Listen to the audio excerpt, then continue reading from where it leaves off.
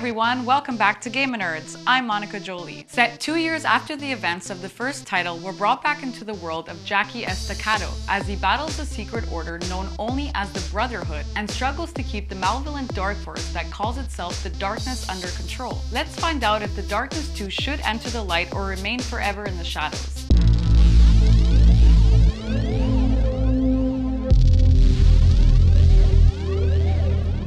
Welcome back, everybody. So today me and Voyce are going to review The Darkness 2, which is a sequel to Starbreeze's 2007 title featuring Jackie Esacado. Basically, Jackie has become the head of the mob family after avenging the death of his girlfriend Jenny from a psycho uncle Holly. The game starts off, Jackie is walking into a restaurant. He sits down with these two girls. He's doing them both. So there's a hit taken out on Jackie. A bullet goes through one of the girls' heads, and that pretty much sets the pace for the violence that's going to ensue in this game. It's spectacular fashion. In fact, the first scene that you see the darkness reanimated, their guys being torn limb from limb. The focus really here is on this group called the Brotherhood, which wants to steal the darkness from Jackie. Apparently they were part of the original group that sealed it, and now that Jackie's become too powerful, they want to take it back. The first game I felt was a little bit more personal. I guess there's a stronger take on storytelling, whereas this time around, it's just an action game and the story takes a backseat. You have the story between Jackie and his fight with the Brotherhood. There's also the story between Jackie and the fight with the darkness, who is at the same time trying to save its own neck because it's potentially going to be sealed away forever. There's a lot of back and forth between Jackie and the darkness, and there's a really cool set of sequences where Jackie is kind of locked in a mental hospital, and Jackie here is basically interacting with people who may or may not be alive. He doesn't know if he's going crazy or not. The outcome of that was extremely predictable. Everything I thought was going to happen did happen. In my opinion anyway, there was a lack of twist. The game really just followed the path that you really predicted would follow. For me, that was a turn off. A lot of the storytelling does take place when Jackie is back in his estate. It's supposed to allow you to get to know the other characters in Jackie's life. For the most part, extremely boring. So Voyce had mentioned, as you go in the mansion, you can meet random characters. There's Jimmy the Great, there's Butcher from the first game, but they don't really have a particular effect. The first game had this whole hub world and side missions that's all taken away. The story kind of fell flat. I didn't really care about the outcome, and the ending, that's what the game picked up. But again, just like the hospital thing, it's something that I actually predicted early on in the game. There are no surprises. Nothing really makes you say, oh my gosh, this is happening.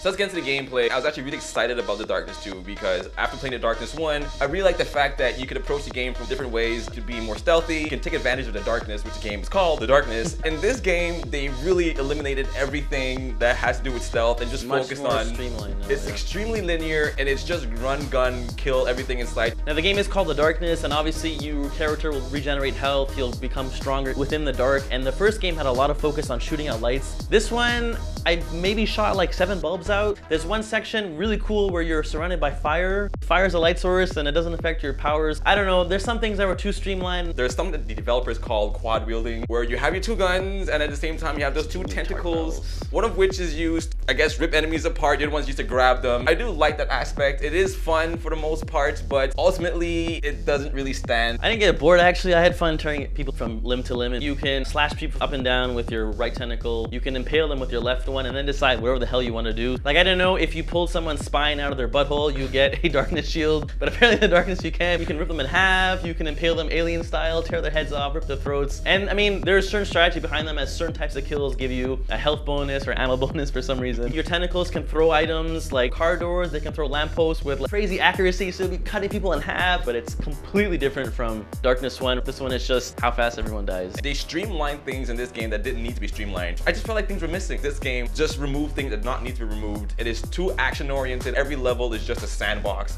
with enemies that spawn. Not even a sandbox, it's just point A, point B, slaughter everything from limb to limb. To the developers' credit, The Darkness 1 was really fun for tearing people from piece to piece and just feeling like a god, and this one does it in spades. The game is very short, it's very linear. I guess it does what it does best really well. If the game was a little longer, you would grow to hate the gameplay, but it's the right length. This game tries to have an RPG type element. Become even more godlike. You're gonna get these upgrades and you're gonna be like, do I really need this? You're already too powerful. There's no point. So basically, the multiplayer has 4 very stereotypical characters, and it's just like the main game. These ones have different movesets. So one drunk Scottish guy has an axe, stereotypical Asian guy has a sword, you have a Jewish woman with a shotgun, and you have a black guy who's a shaman. It's kind of fun with 4 people, but literally it's who can kill the enemies the quickest. It does play sort of in parallel with the main story, and you kind of learn things on the side, but the multiplayer is not going to keep a lot of interest. Or any interest.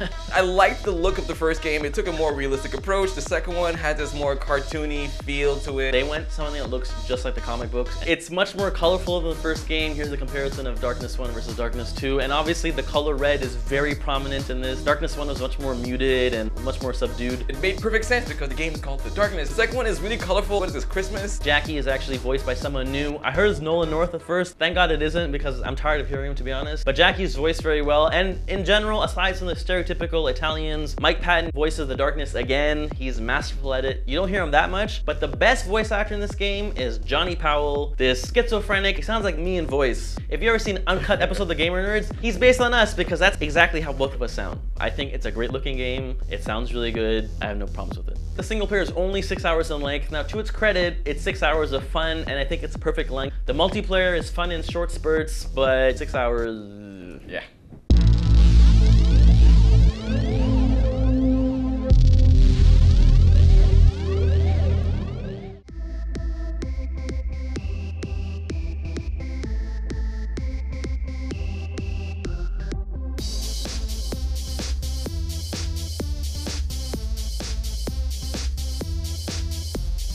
Thanks for watching. I hope you enjoyed the show. See you next time on The GamerNerdz.